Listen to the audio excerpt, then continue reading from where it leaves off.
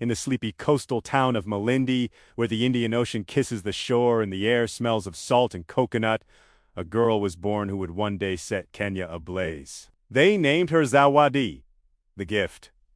From the day she learned to walk, people stopped in the street just to stare. Her skin was midnight silk, her eyes the green gold of the sea at noon, her lips full and curved like the crescent moon over Lemieux. By the time she was 16, grown men were fighting in bars over who would marry her first, and women were whispering that she had bathed in mermaid blood or made pacts with coastal gin. The hatred started small. A neighbor's daughter slashed Zawadi's school uniform because the teacher had called Zawadi Malaya, Missouri, in front of everyone. Then came the night someone poured paraffin outside her mother's door and struck a match. The house burned. Zawadi and her mother escaped with only the clothes on their backs. 2 weeks later, a woman threw battery acid at her face in the market. Zawadi ducked. The acid hit a mango stall instead. That was the day she bought a bus ticket to Nairobi with a little money her mother pressed into her hand in a warning. Usiridi, wanakushukia, kwa uzuri, wako do not come back. They hate you for your beauty. So Zawadi vanished and became Bella Amani, a new name for a new life. In Nairobi, she started waiting tables at a rooftop club in Westlands where politicians, musicians, and businessmen came to drink imported whiskey and pretend they were in Dubai. Bella wore tight dresses that hugged every dangerous curve, and tips poured in like rain in April. One night, a man named Victor Kamau watched her from the VIP section for 3 straight hours without blinking. Victor is 45, married, Kikuyu royalty, the owner of half the Matatas on Ngang Road and several buildings in Upper Hill. He sent a bottle of Dom Perignon to her table with a note. "Come sit. I won't bite, unless you ask nicely." Bella sat. 3 months later, she had moved out of her single room in Pipeline and into a 5-bedroom mansion in Karen with marble floors and a swimming pool shaped like the map of Kenya. Victor divorced his first wife, Wanjiku, in a ceremony that made the front page of every gossip blog. Tycoon dumps wife of 20 years for coastal siren.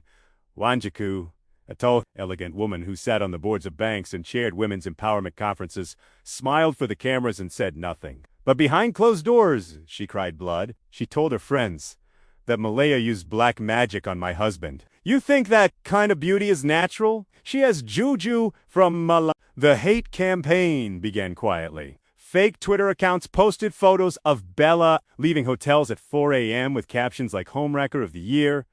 Blogs wrote that she had been a beach girl in Mombasa who serviced Wazungu tourists for dollars. Then came the deepfake video Bella on her knees in a hotel bathroom, doing things no married woman should do. The video spread faster than cholera in Kibera. Churches preached about her on Sunday. Women spat when she walked past in Lavington Mall. Someone sent human feces to the house in a gift box addressed to the Witch of the Coast. Bella laughed it off at first. Victor bought her a Range Rover and told her haters were just jealous. She posted thirst-trap photos on Instagram with captions like, "Let them talk. I'm still shining."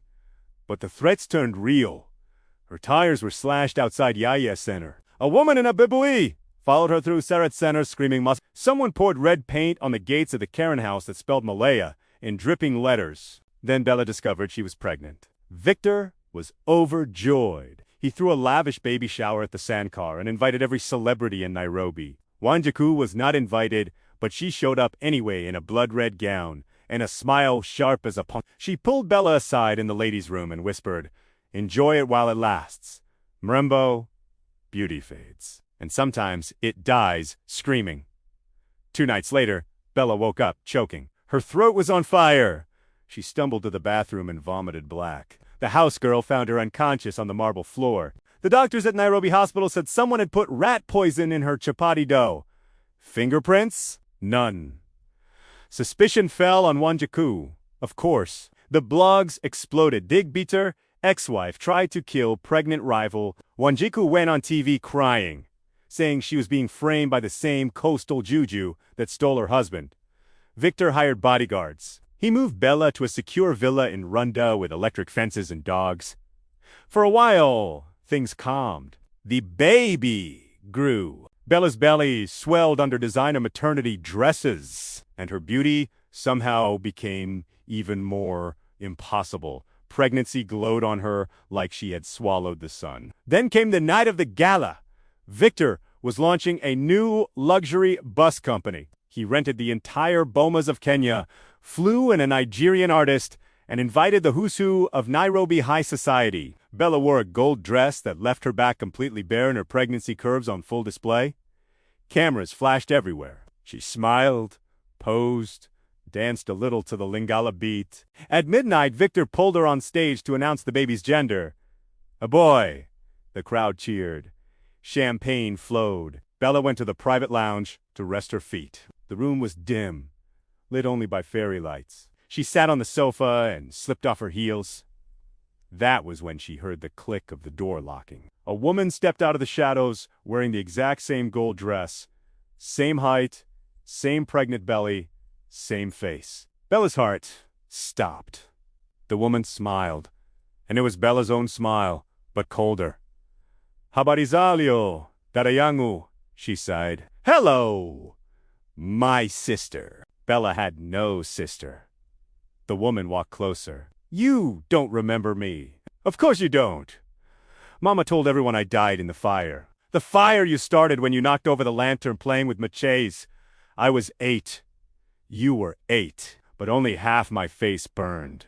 They kept me hidden in the village like a shameful secret, while you became the pretty one everyone loved. Bella's mouth went dry. That's not. I didn't. My name is Zainabu, the woman said. Your identical twin. Mama paid for the surgeries in India, 10 operations to make me look like you again. She wanted her perfect daughter back. But I wanted more. I wanted your life! Bella tried to scream, but Zainabu was faster. She clamped a hand over Bella's mouth and pressed a needle into her neck. This will paralyze you for an hour. Long enough? Zainabu dragged Bella behind the sofa and took her place. She walked back into the party wearing Bella's face, Bella's dress, Bella's smile. She kissed Victor on live camera. She toasted to their future. No one noticed the difference. Unarlatir guests found Bella unconscious behind the sofa, gold dress torn, makeup smeared, a used condom on the floor beside her, planted. The blogs had new headlines by morning.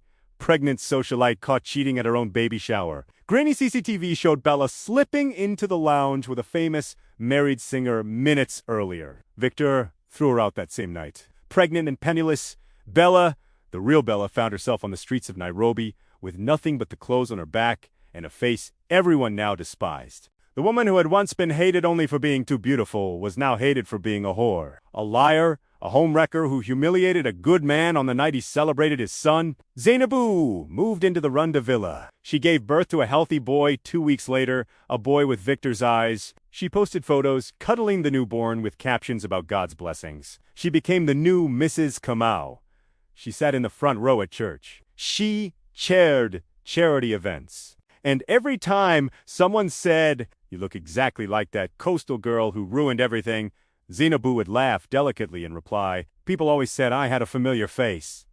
The real Bella disappeared. Some say she went back to Malindi and threw herself into the ocean. Others say she lives in KL under a different name.